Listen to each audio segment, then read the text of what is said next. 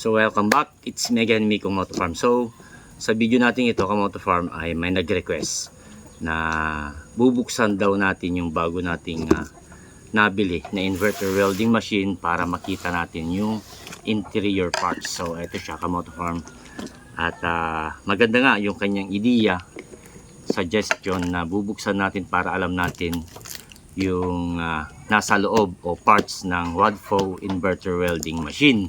So kung bago pa lang sa aking channel, please subscribe my channel, Miko Moto Farm, and hit the notification bell para nakabang ka lagi sa mga susunod na videos natin.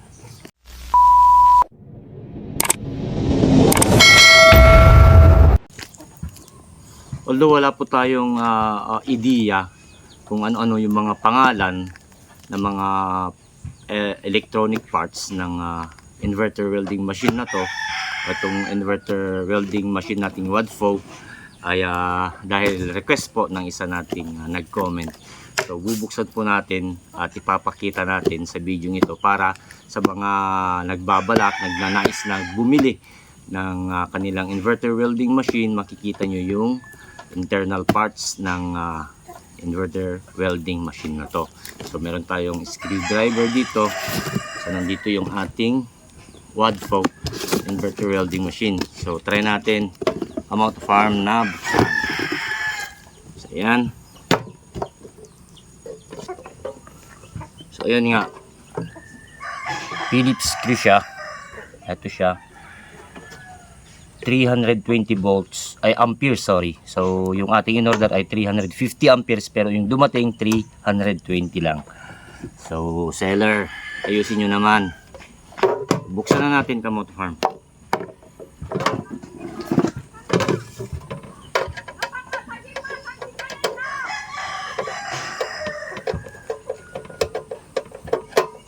So gaya nga ng sabi ko, Kamoto Farm, wala po akong ideya or hindi ko po masyadong alam yung mga pangalan ng mga parts tungkol sa electronics. So request to ng isa nating nag-comment, titignan daw yung internal parts, kaya bubuksan na lang natin para makita nyo, Kamoto Farm. Ayan.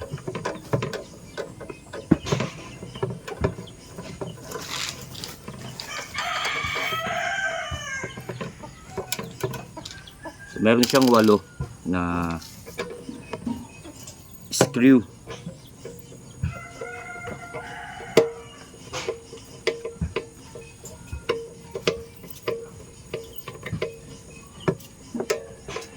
Kaya sana maganda nga yung internal parts nito.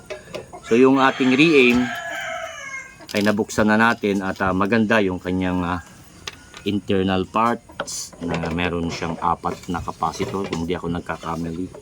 4 yung kanyang capacitor, tapos 3 yata yung heatsink niya. So hindi natin alam dito sa Wadfo kung ano naman ang internal parts niya, kung maganda ba.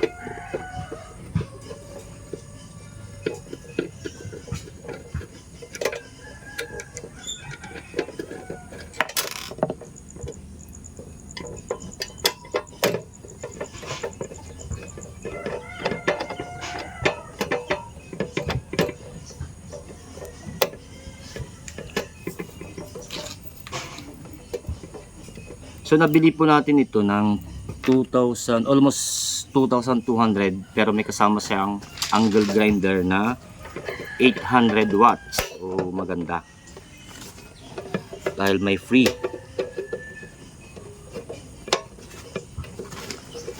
Ayan.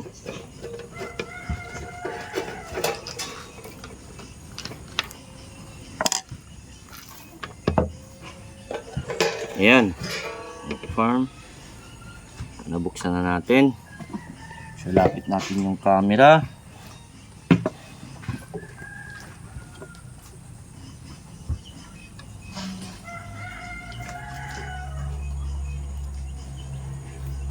Ayan siya, Kamoto Farm. Baka pwede kaya natin tanggalin to, or ganyan na lang. O siya. Okay. So ito yung kanyang internal parts, Kamoto Farm. Dalawa lang yung kanyang capacitor dito. Then meron siyang malaking coil. Ito, Kamoto Farm.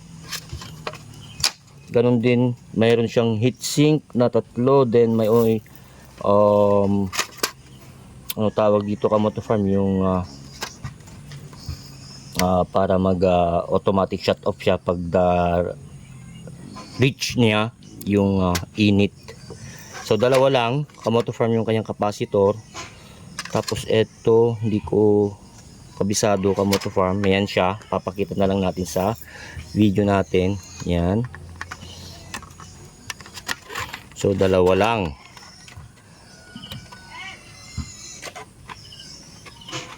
So ibig sabihin, Kamoto Farm, mas maganda yung re-aim dahil 4, di ba, Kamoto Farm?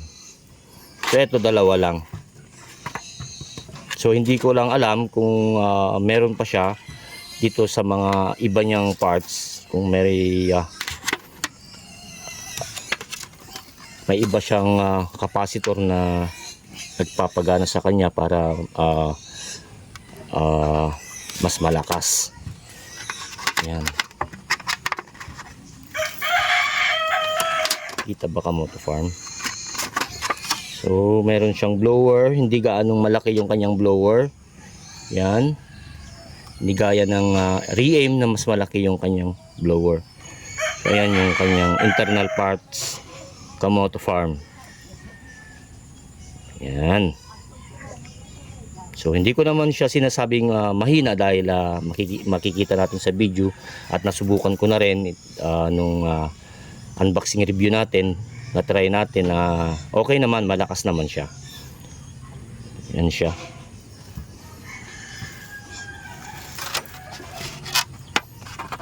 Yan.